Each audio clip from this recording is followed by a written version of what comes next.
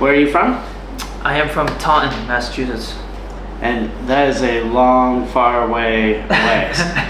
Yes. So you came out here 3 weeks ago? Yeah, just about 3 weeks ago, yep. And how did this fight come around?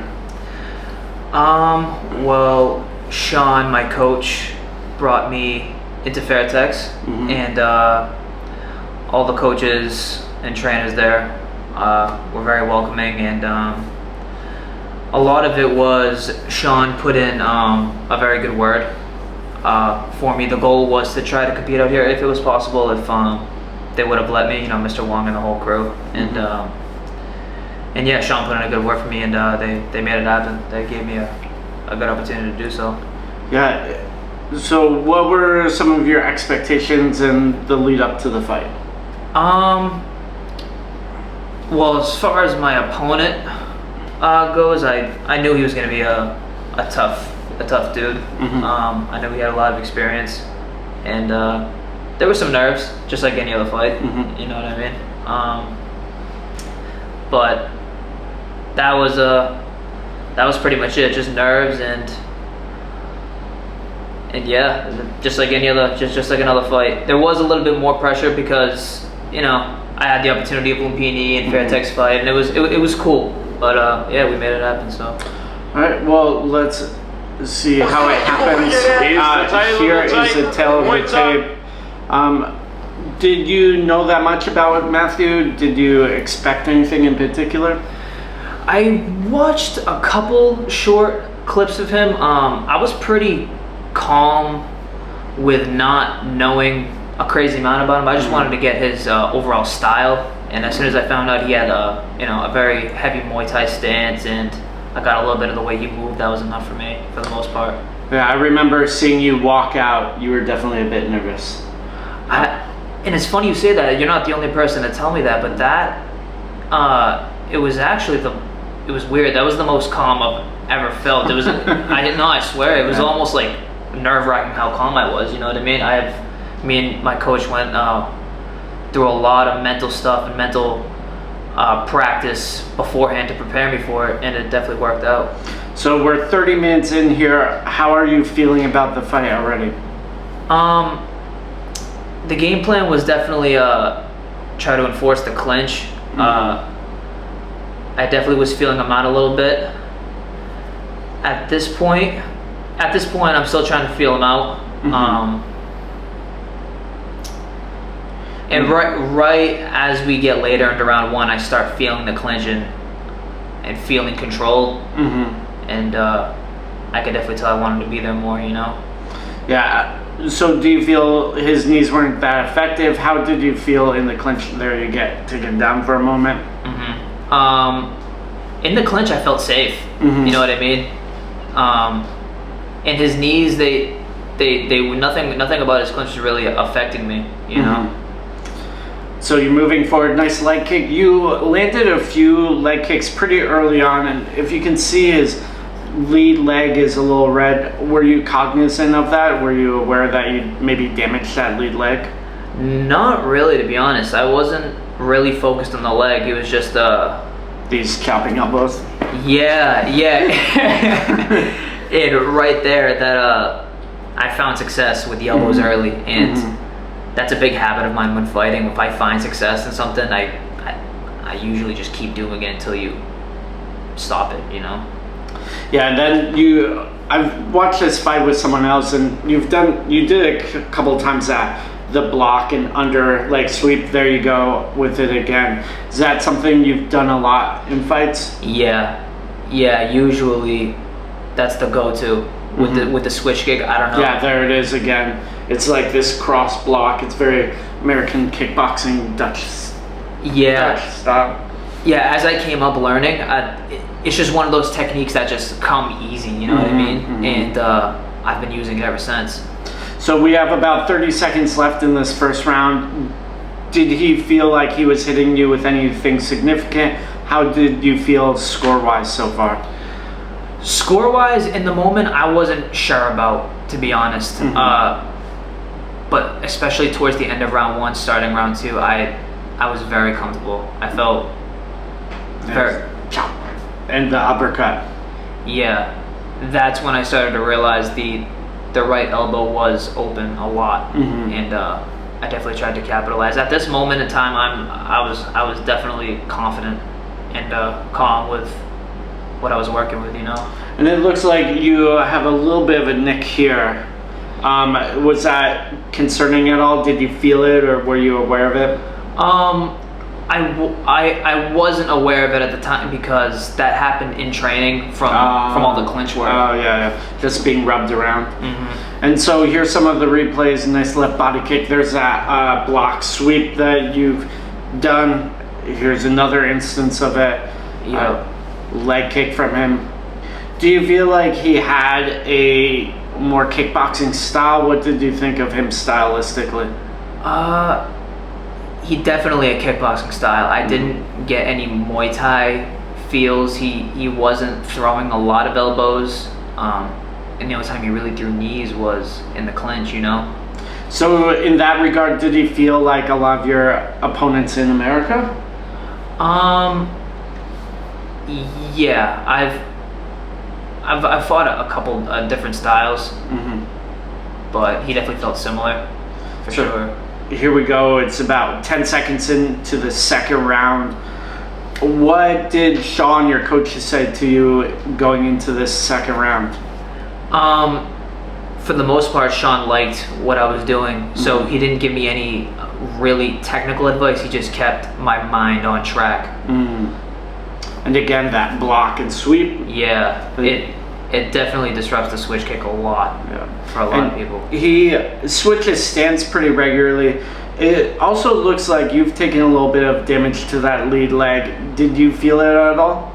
No. Oh, and there's that, I would say, defining elbow. It was the right elbow, which you were pretty busy with in the first round. Were you expecting that knockdown? How did you feel?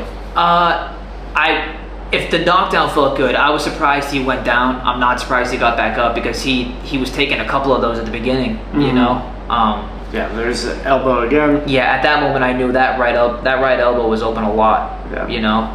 Do you feel like he was a bit dizzy here or wobbly at all? No, I took my time after the knockdown to make sure not get messy, but he definitely he recovered fast. He's a tough kid. Yeah, nice cross block there. Yeah, to prevent it. And we're halfway through the second round. So how were you feeling? Were you pretty confident at this point? Yeah, for sure. My defense, it felt good, and I felt safe in pretty much all of the exchanges, thankfully. He is lifting you up with some of these knees. Did they feel that impactful? They did not, no. I definitely felt them, but they weren't causing any nerve-wracking damage, you know? You definitely got the nerves going. You keep trying with that, right? Yeah. A lot of people were telling me I was getting elbow happy, and I was getting a little cocky with the elbows, but... Well, it also looks like he has a little bit of an abrasion or cut along the left side, definitely from some of these right elbows. Yeah. And he just whacked up with two left kicks and then the Samlak Kamsing special. Yeah, no, he was a little tricky in there, you know what I mean? It wasn't he was tough. A little bit of a tricky move there. Tricky or cheeky, grabbing the ropes. Oh. Is that something you've learned out in Boston? Hey, you know, I learned it somewhere, you know what I mean? I'm not gonna mention my coach's name again, you know? Yeah. Well, it's definitely a foul. I'm a little surprised Is that a foul? Yes! Yes, it's a foul! We can move on, man. No, it's a foul.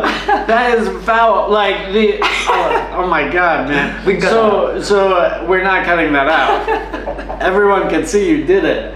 So, you know, if you do it quick like you did, usually the ref will let you go. Yeah, I thought as long as you were falling, you could. No. Even if you're falling, not allowed. Good. Cannot grab the ropes, bro. Good to know, man. Look at that elbow. You think if he grabbed the ropes, that would have been fair? Huh? You're right. You cannot grab the ropes. It's bad. Usually what happens is if if the referee sees it, they'll give you a warning. If you do it again, they'll probably be like, yo, I know they do this out in Boston. Out in Boston. But we don't have Dunkin' Donuts like out in Boston. So things are different. Duly noted. Yeah, okay. I hope so. Don't grab the ropes. I had a fighter I was cornering, and it was even. He won the fifth round, but he grabbed the ropes like 2 or 3 times and he lost the fight. No kidding? Yeah. In a close fight, the fighter that fouls less is the one that wins. Wow, I mean... It's in the rules. I mean, that's the first time if you get warned. If you start grabbing the ropes, I mean, that's... Even a warning. Well, good to know, Matthew. Yeah. Oh my God. These kids these days. Okay, well, we're about 25 seconds into this third and final round. You're obviously up after the knockdown. How were you feeling? What were you thinking? In between the second and the third, Sean told me to not be so aggressive and protect the lead, because we knew how dangerous Matt was, especially late in the fight. I wasn't really listening because I felt confident. I felt safe, Obviously, anything could happen. So in the fight, you can hear Sean telling me to relax a little bit in there. But I felt pretty good, So did he tell you not to grab the ropes too? Funny guy, Matt.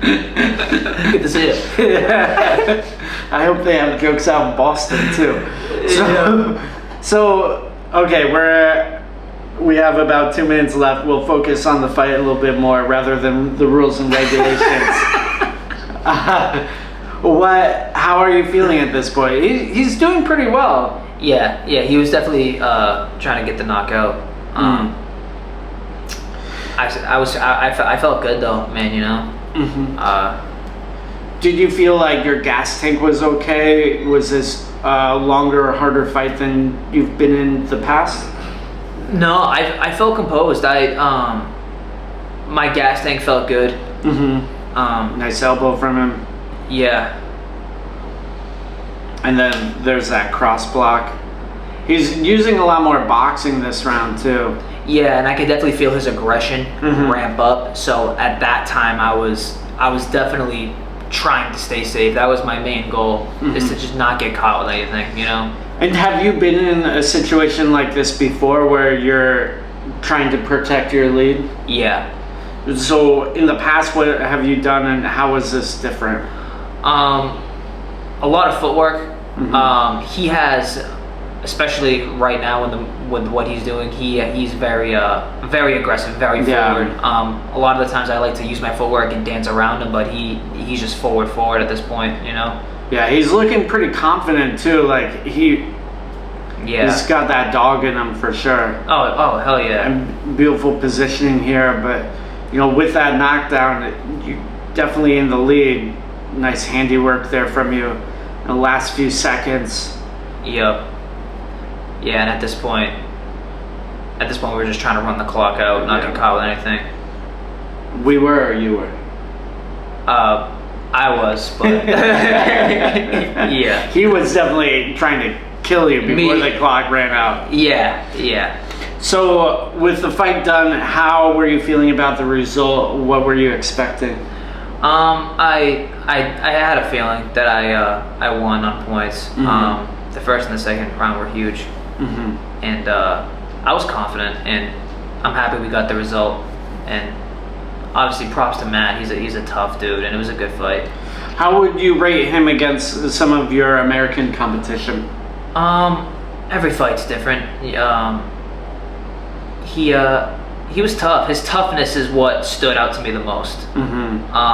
Because I kept spamming the elbows because they were landing, and he took them like a man. And he didn't stop coming forward. So that was what stood out to me the most, was his composure and his toughness.